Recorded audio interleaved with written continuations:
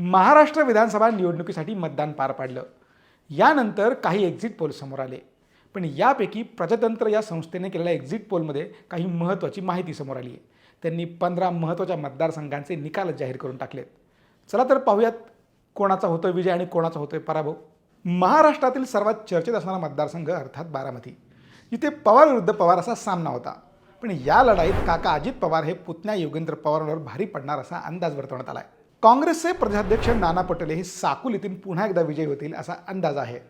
मुख्यमंत्री एकनाथ शिंदे यांचा कोपरी पाच पाकळी हा मतदारसंघ, या बालेकिल्ल्यात ते पुन्हा एकदा निवडून येतील असाच अंदाज आहे। मुख्यमंत्र्यांप्रमाणेच उपमुख्यमंत्री देवेंद्र फडणवीस यांनी देखील आपला मतदारसंघ मजबूतपणे बांधलाय, त्यामुळे या ठिकाणावरून ते पुन्हा एकदा विजयी होतील असा अंदाज आहे। मुंबईतील सगळ्यात महत्त्वाचा असा समजला जाणारा वरळी हा मतदारसंघ, आणि या ठिकाणावरून आदित्य ठाकरे बाजी मारतील असा अंदाज आहे। मातोश्रीच्या अंगणात ठाकरेंचा भगवा फडकणार असं या सर्वेत म्हटलंय, कारण या ठिकाणावरून वरुण सरदेसाई जिंकतील असाच अंदाज आहे।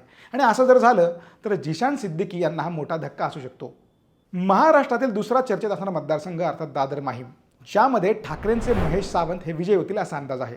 आणि असं जर झालं तर ते खऱ्या अर्थाने जायंट किलर ठरू शकतात, कारण या मतदारसंघातले राज ठाकरे यांचे पुत्र अमित ठाकरे हे निवडणुकीच्या रिंगणात आहेत। शिर्डी हा आपला मतदारसंघ पुन्हा एकदा राखण्यात भाजपचे मंत्री राधाकृष्ण विखे यांना यश येईल असा अंदाज आहे। मराठवाड्यातील सर्वात चर्चेत असणारा मतदारसंघ अर्थात परळी, आणि या ठिकाणावरून धनंजय मुंडे हे पुन्हा एकदा विजयी होतील असाच अंदाज आहे।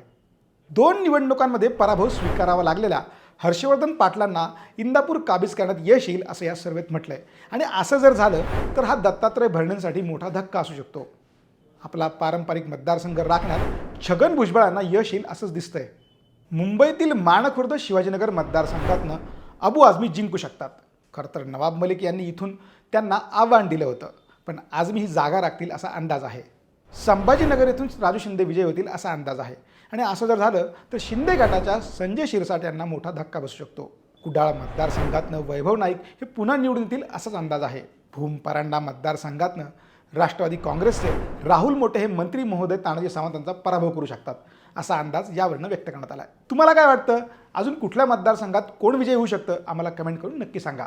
तसेच लेट्सअपचे असेच नवनवीन माहितीपूर्ण व्हिडिओ पाहण्यासाठी लेट्सअपच्या सर्व सोशल मीडिया प्लॅटफॉर्मला फॉलो करायला विसरू नका। धन्यवाद।